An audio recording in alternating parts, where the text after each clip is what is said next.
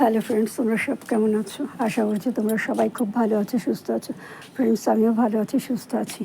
পরশু দিন যে রাত্রিবেলা ঘরে সাপ ঢুকেছিল না, এবার সাপ সেই তাড়ানোর জন্য কার্বলিক অ্যাসিড নিয়ে এসেছিলাম। মানে ঘরেই ছিল, ওটা আমি জানতাম না কীভাবে দিতে হয়। তো এই যে পাশের বাড়ি বন্ধুটা আছে, ও টালির বাড়ি, ও আমাকে বলে এটা রোদের মধ্যে একটু উষ্ণ গরম জল করে তারপরে সেটা মধ্যে কার্বলিক অ্যাসিডটা বসিয়ে দিলে ওটা গলে যায়, তারপর সেটা সব জায়গায় দিতে হয়। এটাকে এখানে একটু দিয়েছি, এই যে ভেজা ভেজা দেখছো, এখানে কি গন্ধ বাবা। এই জায়গাটা ফেটে গেছে, এই জায়গাটাতে একটু দিয়েছি।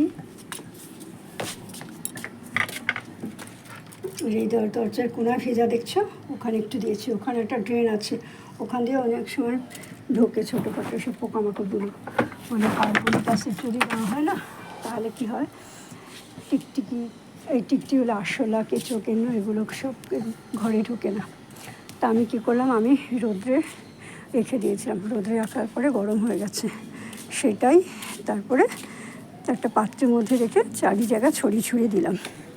আর এই দেখো, এইখানটাতে এরকম হয়েছিল বলে আমার বর বললো যে এই জঙ্গলের জন্যই সাপ আসছে। আগে তো কোনো দিন আসতো না, সত্যি। আগে আমাদের এটা সব পরিষ্কার থাকতো, কাজের লোক ছিল তো সে করতো। আর এখন আমি এত সব কাজ মেনটেন করতে পারি না গো, আমি হাঁপিয়ে উঠেছি। এই জন্য আসতে আমি ঠিক আছে, তাহলে আমি ব্যবস্থা করে দেবো। ওই জন্য ওই দিক থেকে সরিয়ে নিয়ে এসে, ওই কোণা থেকে কালো দাগটা দেখছে চৌবাচ্চার পাশে, ওইখান থেকে সরিয়ে নিয়ে এসে এখানে দিয়েছি। এখানে রোদটা বেশি থাকে, অনেকক্ষণ থাকে। আর এই দেখো,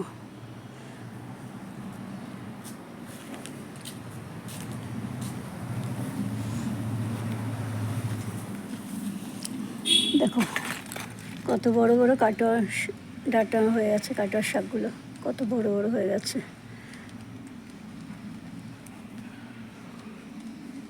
আর এইখান থেকেও একটা ছোট অ্যালোভেরা গাছ লাগিয়েছিলাম, দেখো সেই গাছটা বেরোচ্ছে, অ্যালোভেরা গাছটা। এবার এই মাচাটাতে তুলে দেবো, এইখানটাতে। আর এই দেখো, এইখানে যে কুমড়ো গাছটা ছিল, সেই কুমড়ো গাছটা কত বড় হয়েছে। আর এই দেখো, আমি বলছিলাম না আমারও বাগানে ভরে গেছে টমেটো গাছ। এই একখানা টমেটো গাছ, এই একটা টমেটো গাছ, ওই একটা টমেটো গাছ, ওই একটা টমেটো গাছ, পেছন দিকে একটা টমেটো গাছ। কত দেখাবো, টমেটো গাছ একদম ছড়াছড়ি।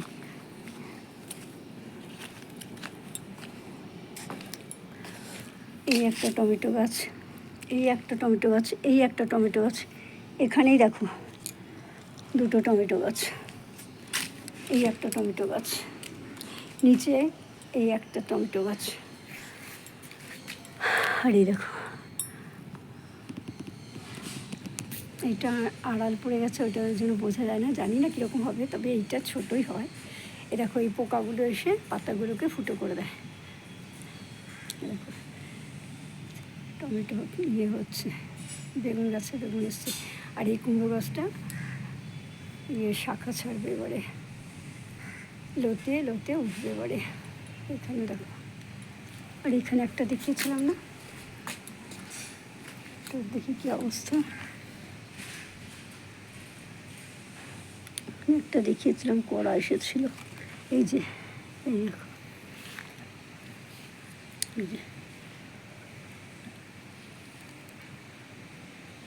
কড়া এসেছে। আর আমার দেখো কচি কচি পাতা ছড়িয়েছে কারি পাতা গাছে। আর এই বেডগুলো করেছি মোটামুটি 3টে ঝিঙে গাছে ওঠা শুরু করছে। এই গাছটা নেতিয়ে পড়েছিল না, এই গাছটা নেতিয়ে গেছিলো, এই গাছটা দেখো এখন মাথা চারা দিয়ে উঠছে এখানটা দিয়ে বেরিয়ে বেরিয়ে। আর এই গাছটা দলা মশলা হয়ে আছে, থাকো নিজের মর্জি মতন চলুক, ওকে আর কিছু নাড়াচাড়া করবো না। আমার ফল পাওয়া নেই কথা। আর আমার এই দেখো গন্ধরাজ ফুল গাছে দেখো কত কড়া এসেছে, ফুলের কুড়ি এসেছে, এতদিন ছিল না।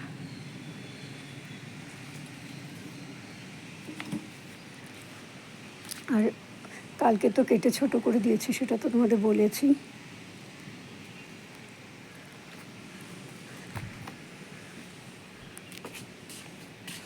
দোপাটি ফুল গাছটা সকালবেলা জল পড়েনি তো, আমি জল কখন দিলাম, 12:30টার সময় জল দিলাম, ছিলাম না আমি আর আমার হাজব্যান্ড একটু বেরিয়েছিলাম বাইরে কাজে।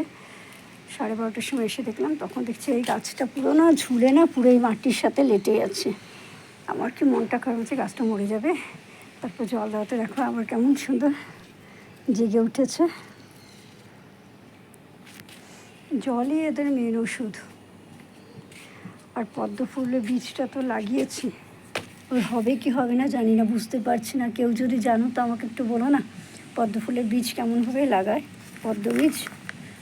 আরে দেখো এইটার ফাঁক দিয়ে দেখো এখানে একখানা গাছ বেরোচ্ছে। আজকে আমার বড়ের শরীর ভালো না, ডাক্তার দেখাতে হবে, ওই জন্য অফিসে যায়নি, এখন শুয়ে আছে।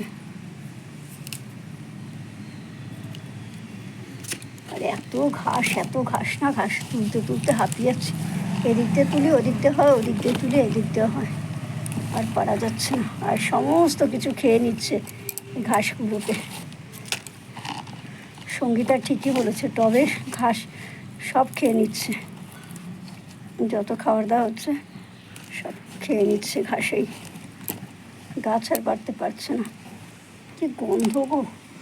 কার্বনিক অ্যাসিডটা দাওয়াতে আর টিকা যাচ্ছে এখানে।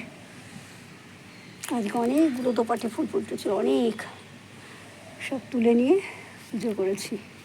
আর এই দেখো কুমড়ো গাছখানটা এখানে 5টা ডগা বেরিয়েছিল, 5খানায় ছেড়েছিল। সেই 5টাকেই আমি একদম কী করেছি, এই একটাতে বেঁধে দিয়েছি।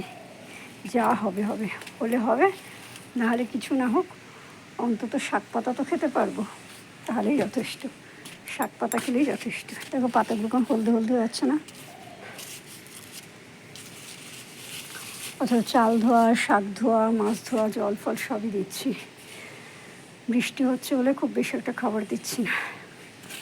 কালকে এই গাছগুলো যা ছিল সমস্ত গাছগুলো কেটে কেটে ছোটো করে দিয়েছি। ভয় তো লাগে, রাতের বেলা সাপ যদি ঘরে ঢোকে, তার মানুষের জীবনে কত বড় বিপদ বলো তো। তাকে তো ঘরে রেখে শোয়া যায় না, কারণ আমরা তো আর বেদে নই।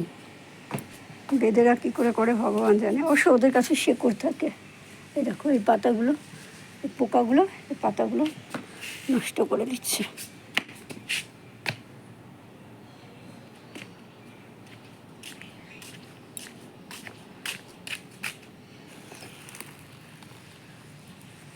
এইখানে ওই যে ফুটো করছে দেখো,